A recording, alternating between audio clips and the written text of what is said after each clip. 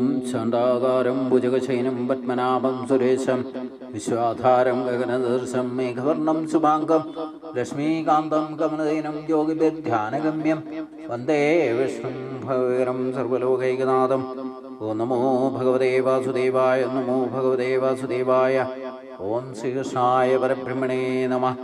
എല്ലാ സജ്ജനങ്ങൾക്കും ഗുരുവായൂരപ്പൻ്റെ നാമത്തെ സാഷ്ടാംഗ പ്രണാമം. ശ്രീകൃഷ്ണ ചരിതാമൃതത്തിലെ സാമ്പന്ന വിവാഹമാണ് നമ്മൾ കഴിഞ്ഞ ദിവസം ചർച്ച ചെയ്ത് നിർത്തിയത്. കുരുവംശത്തിലെ മഹായോദ്ധാക്കളെ കണ്ടപ്പോൾ അവൻ തരിമ്പും കുലുങ്ങാതെ ആ കൗരവര് എല്ലാവരും കൂടി സാമ്പനെ ആക്രമിക്കാൻ വന്നു, അല്ലെ പിടിച്ചുകെട്ടാൻ വന്നു. ആ മഹായോദ്ധാക്കളെ കണ്ടപ്പോൾ അവൻ തരിമ്പും കുലുങ്ങിയില്ല. ഒറ്റയ്ക്ക് അവൻ അവരെ നേരെ തിരിഞ്ഞു. മറ്റ് മൃഗങ്ങളുടെ മുമ്പിൽ ഉറച്ചു നിൽക്കുന്ന സിംഹത്തെ പോലെ അവൻ വില്ലും പിടിച്ച് നിൽപ്പായി. സംഘത്തെ നയിച്ചിരുന്ന കർണൻ സാമ്പനെ വെല്ലുവിളിച്ചു. നിൽക്കൂ, എന്തിനാണ് നീ ഭയന്ന് ഓടുന്നത്? നിന്നെ ഞങ്ങൾ ഒരു പാഠം പഠിപ്പിക്കുന്നുണ്ട്. നിന്നെ യുദ്ധം ചെയ്യാൻ ഒരു ക്ഷത്രിയനെ മറ്റൊരു ക്ഷത്രിയൻ വെല്ലുവിളിച്ചാൽ അവൻ യുദ്ധം ചെയ്യുക തന്നെ വേണം. ക്ഷത്രിയൻ ഓടിപ്പോകാൻ പാടില്ല. അതിനാൽ സാമ്പൻ വെല്ലുവിളി സ്വീകരിച്ച ഒറ്റയ്ക്ക് അവരുടെ മുമ്പിൽ നിന്നപ്പോൾ മഹാവീരന്മാരുടെ ശരമാരി അവനെ ഏതാണ്ട് കീഴടക്കിയ മട്ടായി. കുറുക്കന്മാർക്കും ചെന്നായ്ക്കൾക്കും ഓടിച്ചിട്ട് നായാടിയായാലും സിംഹം ഒട്ടും കൂസാറില്ല. അതുപോലെ യദുവംശത്തിലെ ഗംഭീര സന്തതിയായ സാമ്പൻ ഭഗവാൻ കൃഷ്ണന്റെ പുത്രൻ എന്ന നിലയിൽ ഭാവനാതീതമായ കൽപ്പുള്ള സാമ്പൻ തീരെ ഔചിത്യമില്ലാതെ തൻ്റെ നേരെ അസ്ത്രപ്രയോഗം നടത്തുന്ന കുരുവംശ യോദ്ധാക്കളുടെ നേരെ അത്യന്തം കുപിതനായി. തികഞ്ഞ പാടവത്തോടെ അവൻ കുരുക്കളോട് പോരാടി. ആദ്യം തന്നെ 6 വ്യത്യസ്ത അസ്ത്രങ്ങൾ തൊടുത്ത് 6 മഹാരഥികളെയും നേരിട്ടു. വേറെ 4 അസ്ത്രങ്ങൾ കൊണ്ട് 4 തേർക്കുതിരകളെ വധിച്ചു. ഒരസ്ത്രം സാരഥിയെ വധിക്കാൻ ഉപയോഗിച്ചു. അതോടൊപ്പം കർണനും മറ്റ് മഹാരഥികൾക്കും നേരെ ഓരോ അസ്ത്രങ്ങൾ. ഇങ്ങനെ 6 മഹാരഥന്മാർക്കെതിരെ സാമ്പൻ അതിസമർത്ഥമായിട്ട് ഒറ്റയ്ക്ക് പോരാടുന്നത് കണ്ട് അവരൊക്കെ അയാളുടെ ഭാവനാതീതമായ ശേഷിയെ അങ്ങേയറ്റം മനസ്സാ പുകഴ്ത്തി. സാമ്പൻ ഒരത്ഭുത മനുഷ്യനാണെന്ന് യുദ്ധമധ്യത്തിൽ വെച്ച് പോലും അവർ തുറന്ന് സമ്മതിച്ചു. എന്നാൽ യുദ്ധം നടന്നത് ക്ഷത്രിയ വീര്യത്തോടെയാണ്. അതിനാൽ തീരെ അനുചിതമായി പോയെങ്കിലും അവർ 6 പേരും ഒത്തുചേർന്ന് സാമ്പനെ ഇതിനകം തന്നെ തകർന്ന് കഴിഞ്ഞ തേരിൽ നിന്നിറങ്ങാൻ നിർബന്ധിതനാക്കി. 6 മഹാരഥന്മാരിൽ 4 പേർ സാമ്പൻ്റെ 4 കുതിരകളെ കൊല്ലുന്ന ചുമതലയേറ്റു. ഒരാൾ സാമ്പൻ്റെ വില്ലിൻ്റെ ഞാൺ മുറിച്ചു. അങ്ങനെ അസ്ത്രം പ്രയോഗിക്കാനും വയ്യാതെയായി. ഇപ്രകാരം അതിശക്തമായ ഒരു യുദ്ധത്തിന് ശേഷം വളരെ പ്രയാസപ്പെട്ടു സാമ്പൻ്റെ രഥവും നഷ്ടപ്പെടുത്തി അയാളെ ബന്ധനസ്ഥനാക്കാൻ അവർക്ക് കഴിഞ്ഞു. കുരുവംശ യോദ്ധാക്കൾ വിജയം നേടി. അവർ പുത്രനായ ലക്ഷ്മണനെ അവനിൽ നിന്നകറ്റി. തുടർന്ന് വിജയഘോഷങ്ങളോടെ അവർ ഹസ്തിനപുരത്തിൽ പ്രവേശിച്ചു. സാമ്പൻ ബന്ധനസ്ഥനായ വാർത്ത ഒട്ടും വൈകാതെ തന്നെ നാരദ മഹർഷി യദുവംശത്തിലെത്തിച്ചു. യാദവർ ഒന്നടങ്കം കുപിതരായി. അതും 6 മഹാരഥന്മാർ ഒന്നിച്ചു ചേർന്ന അന്യായമായാണ് സാമ്പനെ ബന്ധനസ്ഥനാക്കിയെന്ന് കൂടി അറിഞ്ഞപ്പോൾ യദുവംശത്തിലെ മുഖ്യനായ ഉഗ്രസേന മഹാരാജാവിൻ്റെ അനുവാദത്തോടെ ഹസ്തിനപുരത്തെ ആക്രമിക്കാൻ അവർ ഒരുക്കം കൂട്ടി. കലിയുഗത്തിൽ നിസ്സാരമായ പ്രകോപനമുണ്ടായാൽ പോലും ആളുകൾ തമ്മിൽ അംഗം വെട്ടുമെന്ന് അറിയാമായിരുന്നിട്ടും 2 മഹാവംശങ്ങളായ കുരുക്കളും യദുക്കളും തമ്മിൽ കലിയുഗത്തിൽ സ്വാധീനത മൂലമാണെങ്കിൽ പോലും യുദ്ധത്തിന് പുറപ്പെടുന്നത് നല്ല കാര്യമല്ലെന്ന് ഭഗവാൻ ബലരാമന് മനസ്സിലായി. അദ്ദേഹം ബുദ്ധിപൂർവ്വം ആലോചിച്ചു. അംഗം കുറിക്കുന്നതിന് മുമ്പ് നാം അവിടെ പോയി സ്ഥിതിഗതികൾ ഒന്ന് വിലയിരുത്തട്ടെ. പരസ്പര ധാരണയിലെത്തി യുദ്ധം ഒഴിവാക്കാൻ പറ്റുമോ എന്ന് ശ്രമിച്ചു നോക്കട്ടെ. ലക്ഷ്മണയോടൊപ്പം സാമ്പനെയും മോചിപ്പിക്കാൻ കുരുക്കളിൽ പ്രേരണ ചെലുത്താൻ കഴിയുമെങ്കിൽ യുദ്ധം ഒഴിവാക്കാൻ പറ്റുമല്ലോ എന്നായിരുന്നു ബലരാമൻ്റെ ചിന്ത. അതിനാൽ ജ്ഞാനികളായ ഏതാനും പുരോഹിതന്മാർ യദുവംശത്തിലെ ഏതാനും മുഖ്യന്മാരുമൊത്ത് ഹസ്തിനപുരത്തിലേക്ക് പുറപ്പെടാൻ തയ്യാറായി.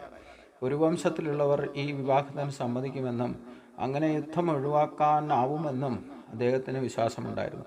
ഇപ്രകാരം തേരിലേറി ജ്ഞാനികളായ ബ്രാഹ്മണരും യദുവംശത്തിലെ മുതിർന്ന അംഗങ്ങളും ചേർന്ന് ഹസ്തിനപുരത്തേക്ക് പുറപ്പെട്ടപ്പോൾ അദ്ദേഹം ആകാശത്തിൽ മിന്നിത്തിളങ്ങുന്ന താരഗണങ്ങളുടെ മധ്യത്തിൽ വിലസുന്ന ചന്ദ്രനെ പോലെ കാണപ്പെട്ടു. ഹസ്തിനപുരത്തിൻ്റെ പ്രാന്തങ്ങളിലെത്തിയപ്പോൾ നഗരത്തിൽ പ്രവേശിക്കാതെ വെളിയിൽ ചെറിയ ഒരു ധ്യാന ഭവനത്തിൽ അദ്ദേഹം താവളമടിച്ചു. തുടർന്ന് കുരുവംശ നേതാക്കളെ കണ്ട് എതിർക്കളുമായിട്ട് ഒരു യുദ്ധമാണോ അതോ മാന്യമായ ഒരു ഒത്തുതീർപ്പാണോ അവർ ആഗ്രഹിക്കുന്നത് അന്വേഷിച്ച് വരാൻ അദ്ദേഹം ഉദ്ധവരോട് പറഞ്ഞു. അതനുസരിച്ച് ഭീഷ്മദേവൻ, ധൃതരാഷ്ട്രൻ, ദ്രോണാചാര്യൻ, ബലി, ദുര്യോധനൻ, ബാഹ്ലീകൻ എന്നിവരുൾപ്പെടെ കുരുവംശ നേതാക്കളെ മുഴുവൻ ഉദ്ധവർ കണ്ടു. അവരെ വണങ്ങിയ ശേഷം ഭഗവാൻ ബലരാമൻ നഗരത്തിന് വെളിയിലുള്ള ഉദ്യാനത്തിൽ എത്തിച്ചേർന്നിരിക്കുന്ന വിവരം അവരെ അറിയിക്കുകയും ചെയ്തു. കുരുവംശ നേതാക്കൾ, വിശേഷിച്ച് ധൃതരാഷ്ട്രനും ദുര്യോധനും അത്യന്തം സന്തുഷ്ടരായി. കാരണം ഭഗവാൻ ബലരാമൻ എന്നും തങ്ങളുടെ അഭ്യുതകാംക്ഷിയാണെന്ന് അവർക്ക് മനസ്സിലാക്കിയിരുന്നു. വാർത്ത കേട്ടപ്പോൾ അവർക്കുണ്ടായ സന്തോഷം സീമാതീതമായിരുന്നു. ഒട്ടും വൈകാതെ അവർ ഉദ്ധവരെ സ്വാഗതം ചെയ്തു.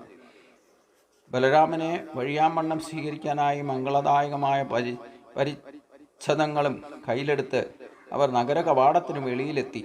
ഓരോരുത്തരും താന്താങ്ങളുടെ അവസ്ഥയ്ക്ക് പദവിക്കും അനുസരണമായിട്ട് ഗോധനവും ആർഘ്യവും, ആരതിക്കുള്ള ജലം, തേൻ, നെയ്യ് തുടങ്ങിയ കൂട്ടിച്ചേർത്തുണ്ടാക്കിയ മധുരപദാർത്ഥം, പൂക്കൾ, ചന്ദനത്തിൽ മുക്കിയെടുത്ത പൂമാല്യം മുതലായവ കൊണ്ട് ഭഗവാൻ ബലരാമനെ സ്വാഗതം ചെയ്തു.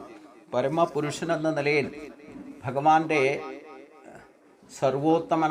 സർവോത്തമമായ നിലയെക്കുറിച്ച് അവർക്കൊക്കെ അറിവുണ്ടായിരുന്നതിനാൽ അവർ തികഞ്ഞ ആദരവോടെ ഭഗവാന്റെ മുമ്പിൽ ശിരസ് കുമ്പിട്ട് വണങ്ങി പരസ്പരം കുശലാന്വേഷണം നടത്തി. ഇത്തരം ആചാരങ്ങൾക്ക് ശേഷം ക്ഷമാപൂർവം അതേസമയം കനത്ത ശബ്ദത്തിൽ ബലരാമൻ അവരുടെ പരിഗണനയ്ക്കായി ഇങ്ങനെ പറഞ്ഞു: പ്രിയപ്പെട്ട സുഹൃത്തുക്കളെ, ഇത്തവണ ഗംഭീരനും ശക്തനുമായ ഉഗ്രസേന രാജാവിൻ്റെ കൽപ്പനയനുസരിച്ച് ഒരു ദൂതനായിട്ടാണ് നാം വന്നിരിക്കുന്നത്. അതിനാൽ ശ്രദ്ധയോടും കരുതലോടും കൂടി അദ്ദേഹത്തിൻ്റെ കൽപ്പന ചെവിക്കൊള്ളുക. ഒരു നിമിഷം പോലും പാഴാക്കാതെ അദ്ദേഹത്തിൻ്റെ ആജ്ഞയനുസരിച്ച് പ്രവർത്തിക്കുക. കുരുവംശത്തിലെ മഹാരഥന്മാരായ നിങ്ങൾ അനുചിതമായ രീതിയിൽ മറ്റൊരു സഹായി പോലും ഇല്ലാതിരുന്ന സാധുവായ സാമ്പനെ വളരെ സാഹസപ്പെട്ട് കുടിലത പ്രയോഗിച്ച് യുദ്ധത്തിൽ പരാജയപ്പെടുത്തി ബന്ധനസ്ഥാക്കിയിരിക്കുന്നതായി മഹാരാജ ഉഗ്രസേനൻ മനസ്സിലാക്കുന്നു. ഞങ്ങളെല്ലാം ഈ വാർത്ത കേട്ടിരുന്നു. എന്നാൽ നാം പരസ്പരം ഉറ്റ ബന്ധത്തിൽപ്പെട്ടവരാകയാൽ ഇതിൽ ഞങ്ങൾ ക്ഷുഭിതരായില്ല. നാം തമ്മിലുള്ള നല്ല ബന്ധങ്ങൾക്ക് ഉലച്ചിലുണ്ടാക്കാൻ ഉണ്ടാക്കാൻ ഉദ്ദേശിക്കുന്നില്ല. അനാവശ്യമായിട്ട് ഒരു യുദ്ധത്തിന് വഴിവെക്കാതെ നമ്മുടെ സൗഹൃദം തുടർന്നു പോകണം. അതിനാൽ ദയവായി സാമ്പനെ മോദിപ്പിച്ച് അവൻ്റെ ഭാര്യയായ ലക്ഷ്മണനോടൊത്ത് അവനെ നമ്മുടെ മുമ്പിൽ ഉടൻ ഹാജരാക്കുക.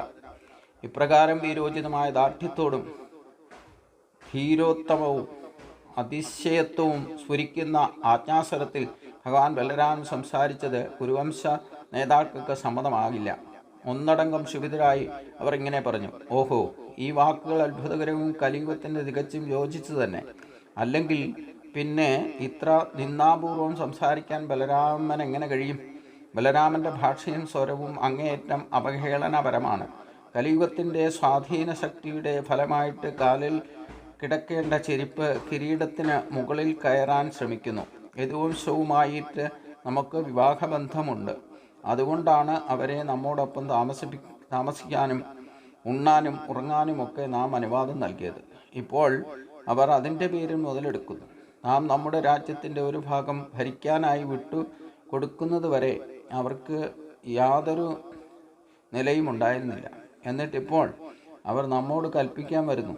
ആലവട്ടം, ചാമര, ശംഖ്, വെൺകൊറ്റക്കുട, കിരീടം, സിംഹാസനം, ചപ്രപഞ്ചം തുടങ്ങി രാജകീയമായ സർവ്വചിഹ്നങ്ങൾ ഉപയോഗിക്കാൻ യദുക്കൾക്ക് അവകാശം നൽകിയത് നാമാണ്. ഇത്തരം പരിച്ഛദങ്ങളൊന്നും അവർ നമ്മുടെ സാന്നിധ്യത്തിൽ ഉപയോഗിച്ചു കൂടാത്തതായിരുന്നു. എങ്കിലും കുടുംബബന്ധങ്ങൾ മാനിച്ച് നാം അതൊന്നും വിലക്കിയില്ല. ഇപ്പോൾ നമ്മോട് കൽപ്പിക്കാനുള്ള ധാർഷ്ട്യം അവർക്കുണ്ടായിരിക്കുന്നു. അവരുടെ ധിക്കാരം അതിര് കടന്നിരിക്കുന്നു. ഇത്തരം കാര്യങ്ങൾ ചെയ്യാൻ ഇനിമേൽ അവർക്ക് അനുവദിച്ചുകൂടാ. മേലിൽ അവർ രാജചിഹ്നങ്ങൾ ഉപയോഗിക്കുകയുമരുത്. അതെല്ലാം എടുത്തു കളയണം. പാമ്പിന് പാൽ കൊടുക്കുന്നത് യുക്തമല്ല. കാരണം അത്തരം ദയാപരമായിട്ടുള്ള പ്രവൃത്തികൾ അതിൻ്റെ വിഷം വർദ്ധിപ്പിക്കുകയേ ഉള്ളൂ. തങ്ങളെ ഭംഗിയായി ഊട്ടി വളർത്തിയവർക്കെതിരെയാണ് യദുക്കൾ ഇപ്പോൾ കൊമ്പ് കോർത്തിരിക്കുന്നത്. നമ്മുടെ ദാനങ്ങളും കരുണാപരപൂർവമായിരിക്കുന്ന പെരുമാറ്റവും മാത്രമാണ് അവരുടെ ഇന്നത്തെ അഭിവൃദ്ധിക്ക് കാരണം. എന്നിട്ടും നാണമില്ലാതെ അവർ നമ്മോട് ആജ്ഞാപിക്കാൻ നോക്കുന്നു. എത്ര ശോചനീയമാണ് ഇത്തരം പ്രവർത്തനങ്ങൾ. ഭീഷ്മർ, ദ്രോണർ, അർജുനൻ തുടങ്ങിയ കുരുവംശ ശ്രേഷ്ഠന്മാരുടെ അനുവാദം കൂടാതെ ആർക്കും ഒന്നും അനുഭവിക്കാനാവില്ല. സിംഹത്തിൻ്റെ സാന്നിധ്യത്തിൽ ആട്ടിൻകുട്ടിക്ക് ജീവിതസുഖം അനുഭവിക്കാനാവില്ലല്ലോ. അതുപോലെ ദേവേന്ദ്രൻ്റെ നേതൃത്വത്തിലുള്ള സ്വർഗ്ഗലോകത്തെ ദേവന്മാർക്ക് പോലും നാം ആഗ്രഹിക്കാത്തിടത്തോളം കാലം ജീവിതം സുഖം കൈവരിക്കില്ല. പിന്നെ സാധാരണ മനുഷ്യജീവികളുടെ കാര്യം പറയാനുണ്ടോ? വാസ്തവത്തിൽ ഐശ്വര്യം, രാജ്യം, പ്രഭുത്വം, കുടുംബം, പാരമ്പര്യം, ശൂരന്മാരായിട്ടുള്ള യോദ്ധാക്കൾ, കുടുംബാംഗങ്ങൾ, വിശാലമായ സാമ്രാജ്യം എന്നിവയെല്ലാം കുരുവംശം ഊറ്റം കൊള്ളുകയായിരുന്നു. സംസ്കൃത സമൂഹത്തിൻ്റെ സാധാരണ മര്യാദകൾ പോലും അവർ ദീക്ഷിച്ചിരുന്നില്ല.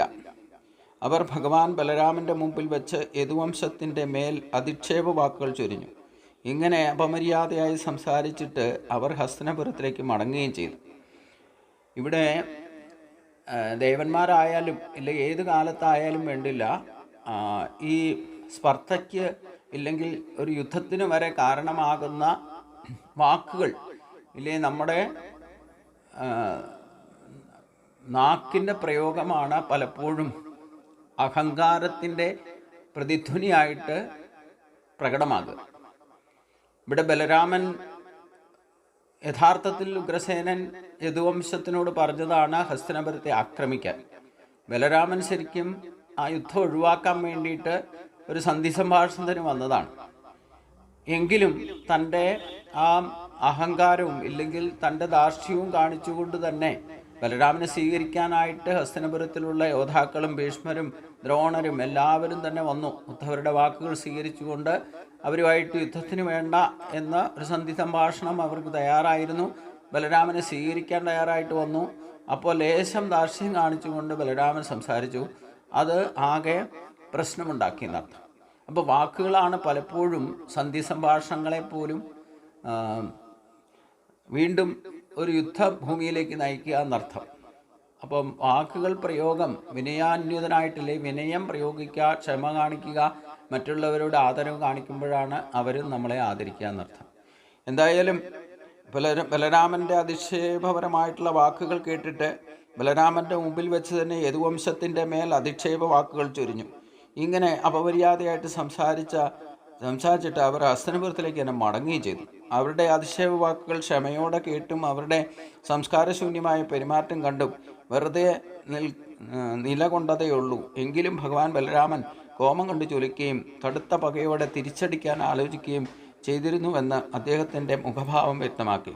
അദ്ദേഹത്തിൻ്റെ നേരെ നോക്കാൻ പോലും വയ്യാത്ത മട്ടിൽ ആ ശരീരം വിറകൊണ്ടിരുന്നു. ഉറക്കെ പൊട്ടിത്തെറിച്ചുകൊണ്ട് അദ്ദേഹം പറഞ്ഞു, കുടുംബം, ഐശ്വര്യം, സൗന്ദര്യം, ഭൗതിക പുരോഗതി എന്നിവയിൽ ഊറ്റം കൊള്ളുന്നവൻ സമാധാനപരമായിട്ട് ജീവിതം ആഗ്രഹിക്കുന്നില്ലെന്നും അന്യരോട് സദാ സമരോത്സാഹനായിരിക്കുമെന്നുള്ളത് വാസ്തവമാണ്.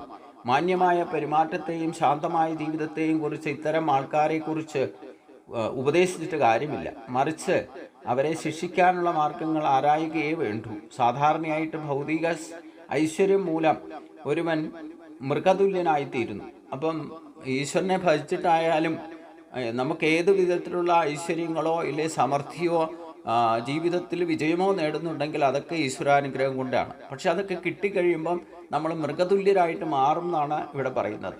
മൃഗത്തിനോട് സമാധാനത്തെക്കുറിച്ച് പറഞ്ഞിട്ട് കാര്യമൊന്നുമില്ലല്ലോ. ദണ്ഡോ ഉപായം മാത്രമാണ് പോംവഴി എന്ന് വെച്ചാൽ മൃഗങ്ങളെ നിലക്കി നിർത്താൻ വടി മാത്രമാണ് സഹായി. കുരുവംശത്തിലെ ആളുകൾ എത്ര ധിക്കാരികളാണെന്ന് നോക്കുക. ഭഗവാൻ കൃഷ്ണൻ ഉൾപ്പെടെ യദുവംശത്തിലെ മുഴുവൻ ആളുകളുടെയും കോപത്തെ വകവയ്ക്കാതെ സമാധാനപരമായിട്ട് ഒരു ഒത്തുതീർപ്പിനാണ് നാം ആഗ്രഹിച്ചത്. ഗുരുക്കളുടെ രാജ്യത്തെ ആക്രമിക്കാനായിരുന്നു അവരുടെ ഒരുക്കം. നാം അവരെ ശാന്തരാക്കി യുദ്ധം കൂടാതെ കാര്യങ്ങൾ ഒത്തുതീർക്കാൻ വേണ്ടി ഈ കണ്ട കഷ്ടപ്പാടുകളെല്ലാം സഹിച്ച് നാം ഇവിടെ വന്നു. എന്നിട്ടും ഈ തെമ്മാടികളുടെ പെരുമാറ്റം കണ്ടില്ലേ? സമാധാനപരമായിട്ട് പ്രശ്നം അവസാനിപ്പിക്കാൻ അവർക്ക് ആഗ്രഹമില്ലെന്ന് വ്യക്തം. അവർ യുദ്ധക്കുതിയന്മാരാണ്. യദുവംശത്തെ ചീത്ത പറഞ്ഞ് തികഞ്ഞ അഹങ്കാരത്തോടെ വീണ്ടും വീണ്ടും അവർ നമ്മെ അധിക്ഷേപിച്ചു. ഹസ്തിനപുരത്തിലുള്ളവർ പറയുന്നത് കേട്ടാൽ തോന്നും ഈ ദ്വാരക ഉണ്ടാക്കിയതും ഇല്ല അതിനുള്ള സമ്പത്ത് കിട്ടിയതും ശ്രീകൃഷ്ണൻ ദ്വാരകാപുരി സാധിച്ചതും യദുവംശത്തിന് ഇത്രയധികം ശ്രേയസ്സിലേക്കെത്ത ഹസ്തിനാപുരയുടെ സഹായతం കൊണ്ടാണെന്നൊക്കെ വിളിച്ചു പറയുന്നത് കേട്ടു. അപ്പോൾ അതൊക്കെ എത്ര ധാർഷ്ട്യമാണ്. ഹസ്തിനാപുരത്തിൻ്റെ താഴെയൊന്നുമല്ല അവർ. ഹസ്തിനാപുരത്തിൻ്റെ താഴെയാണ് ദ്വാരകാപുരി എന്ന സങ്കല്പത്തിലാണ് ഇവരൊക്കെ സാമന്ത രാജാവിനെ പോലെയാണ് സംസാരിക്കുന്നത് എന്നർത്ഥം. സ്വർലോകാധിപനായ ഇന്ദ്രൻ പോലും യദുവംശത്തിൻ്റെ ആജ്ഞ ശിരസാ വഹിക്കുന്നു. സ്വർലോകാധിപനായിരിക്കുന്ന ഇന്ദ്രൻ പോലും യദുവംശത്തിൻ്റെ ആജ്ഞ ശിരസാ വഹിക്കുന്നു. ഭോജന്മാരും വൃഷ്ണികളുടെയും അന്ധകന്മാരുടെയും യാദവരുടെയും നേതാവായ ഉഗ്രസേന മഹാരാജാവ് ഒരു ചെറിയ സൈന്യവ്യൂഹത്തിൻ്റെ തലവൻ മാത്രമാണ് എന്ന് കരുതുന്നു നിങ്ങൾ. നിങ്ങളുടെ നിഗമനം അത്ഭുതകരം തന്നെ. ദേവേന്ദ്രൻ പോലും അനുസരിക്കുന്ന ഉഗ്രസേന മഹാരാജാവിനെ നിങ്ങൾക്ക് വകവയ്പില്ല. യദുവംശത്തിൻ്റെ പ്രോന്നതമായ പദവിയെക്കുറിച്ച് ഓർത്തു നോക്കുവിൻ.